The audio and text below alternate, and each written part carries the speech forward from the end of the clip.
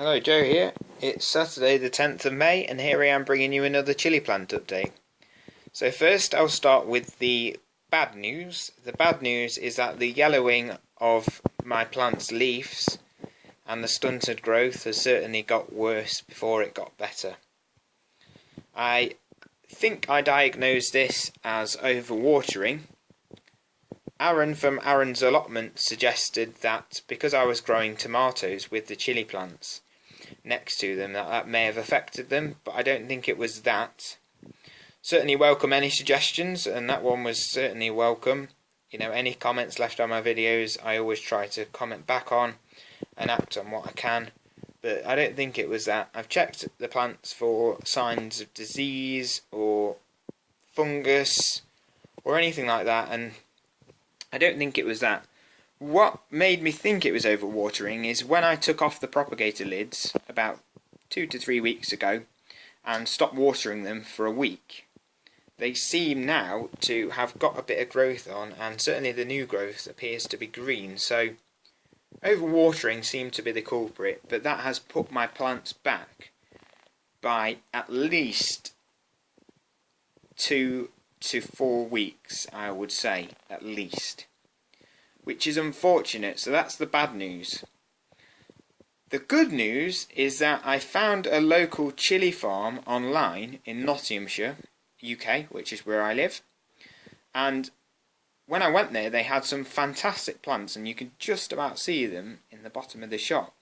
What I'll do is I'll pan in to those now and show you them.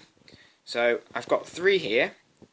One at the front is a Phileas Blue, which is a purple variety, and you can see that that's already flowering. This is a bushy style plant with very small berry-like chilies. This is not one I've tried or not one I've heard of, so I'm really looking forward to see how this grows. This one is a long and slim KN, which has got lots of bushy growth on already.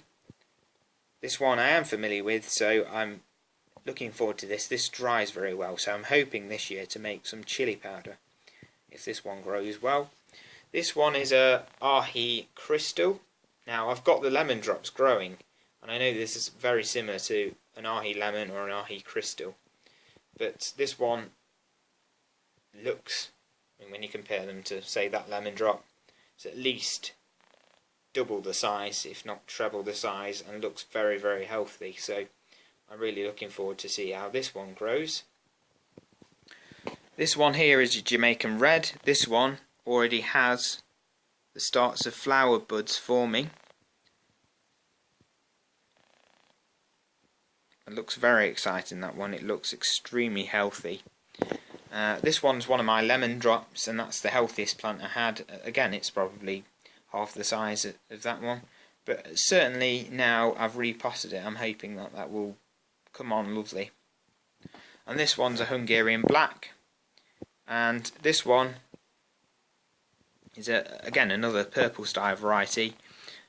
Apologies for the camera work and the light, but you might be able to just see at the very top again the beginnings of flower buds starting. So I'm very, very excited, and I'm really pleased with these plants from Chilli Bob's. What I'll do is I'll put a link to his Facebook and Twitter in the description for you to check it out. Now, I know a lot of people say using plug plants or buying plants from nurseries is a bit of a cop-out, but at this late stage in the season, unfortunately there's not an awful lot I can do. I'll try to continue with some of my plants, but you can see the difference to plants grown in a polytunnel from a nursery compared to mine, and I don't think I had any other option but to buy plants from a nursery unless I wanted just to have a very small yield this year. But let me know what you think in the comments section below, and I'd be interested to hear your opinions on that.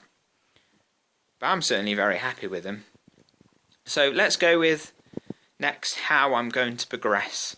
So these 3 plants here from Chilli Bob in the very foreground, and those 4 there I'm hoping to pot on today into 8-inch pots that's the size of pot I grew in last year, and purely I use that size because, as you can see, I am very, very short on space. If I were you, if I were to make a recommendation and you had the room, I would grow in 10-litre pots at least, but we'll see how we get on this year with those.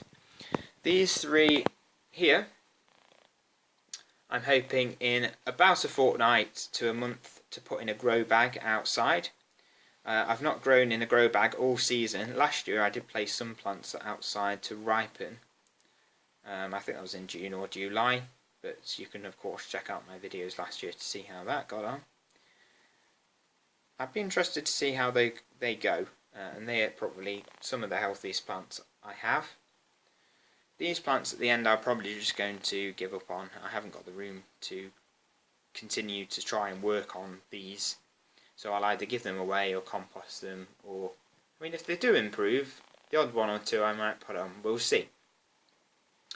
These three here I'm definitely going to get rid of. As you can see from that Jamaican jerk on the far right hand of the screen, it's very yellow, it's very small. I just haven't got the time or the inclination or even the capacity of space to continue to try and nurse these, so certainly these three are going to go, unfortunately, which is always sad, but it's the way things go sometimes. So the last thing I want to discuss with you is this here, which is a ChilliGrow from a company called Greenhouse Sensations, and again I'll leave a link in the description to that company. It was £28.90.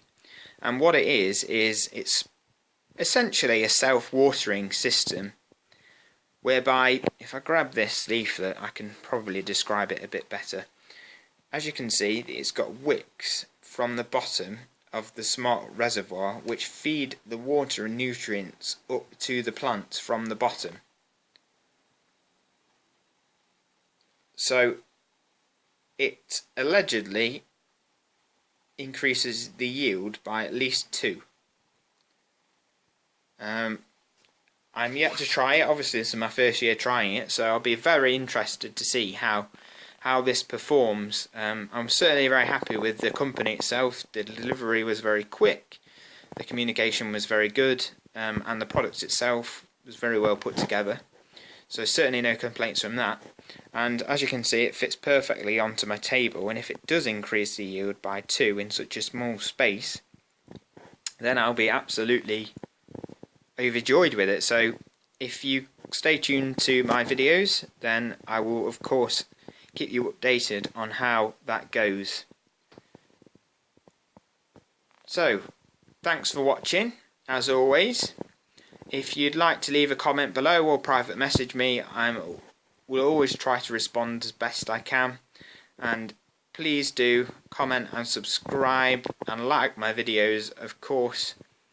And I will keep bringing you the updates for the rest of the season. Thanks very much, and I'll see you soon.